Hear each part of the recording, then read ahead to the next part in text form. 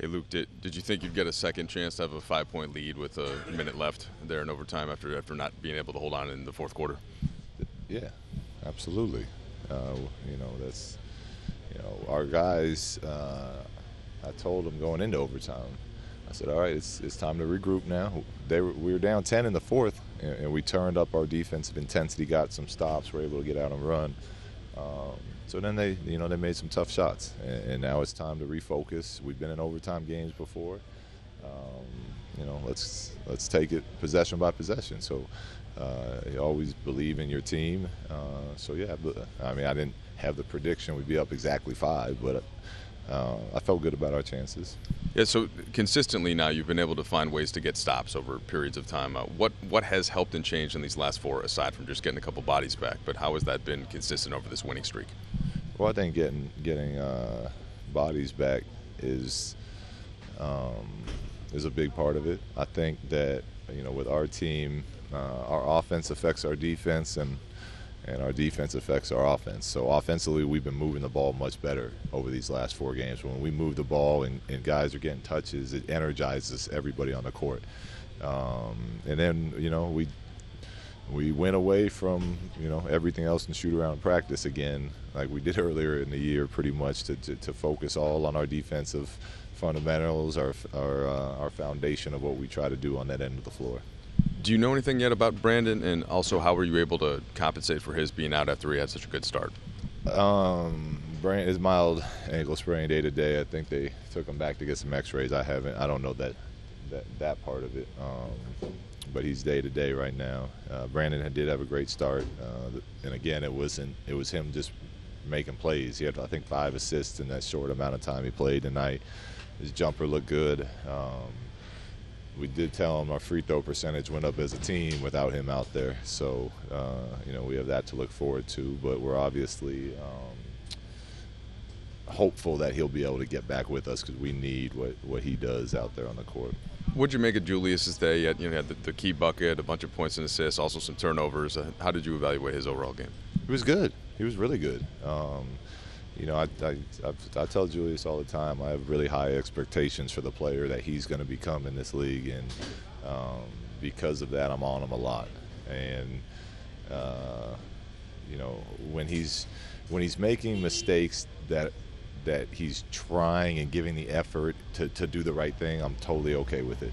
But for the most part tonight, I thought he was really good. He was aggressive. I thought the best part of his game, even though he had points and rebounds, was the job he did on Harrison. It is not easy to guard Harrison Barnes in one-on-one situations, and I thought Julius did a really, really nice job of that. How big was Clarkson there in the fourth quarter? That helped. Obviously, all the stops we were getting, don't really get us back in the game if we can't score. And for a while, we started the quarter by getting stops, and so we didn't start the quarter. Eventually, we got to where we were getting stops, and then we just couldn't score on the other end. So getting JC to heat up a little bit and get back to being that dynamic scorer that he's been for us over the last year and a half since we've been here was really good to see, and a big part of why we were able to win tonight. Was the final play of regulation designed to go to Julius, or was that supposed to go to Clarkson? No, it was going to Julius. We wanted to clear the side. Zoe was going to set a flare screen for Kuz to give options, but we wanted to get Julius going to his left hand. And I thought he created a nice angle for him. So I haven't seen the replay. I think Yogi came down and got a hand on it. Was it Smith? Yeah, so there was supposed to be a flare screen. I got to see the play again, but there was supposed to be action up top to take the help side away and let him go one-on-one to the rim to his left hand. But they made a nice defensive play. Did he kind of earn that opportunity with the way he kind of played tonight? Yeah, absolutely. And giving us that on both ends, and obviously he proved later in overtime he had that huge offensive rebound and put back.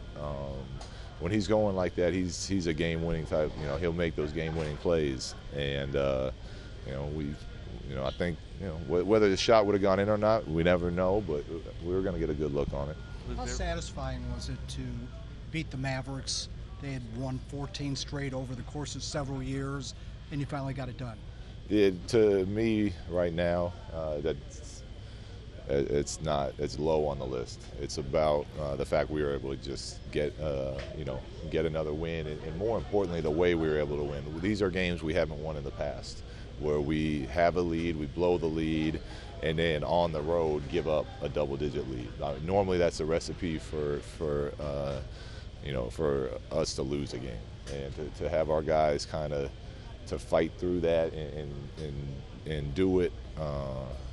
Do it together, and it wasn't about one guy. Even though JC got hot on offense, it was really about the defense and how they started communicating and flying in. I think we out-rebounded them by 20 rebounds.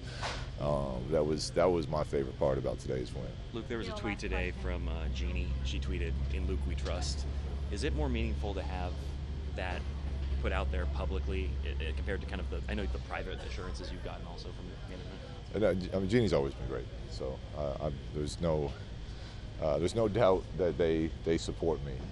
So I haven't seen the tweet, but again, I don't have Twitter, so if you want to send it to me later, I'll take a look. But I know they support me.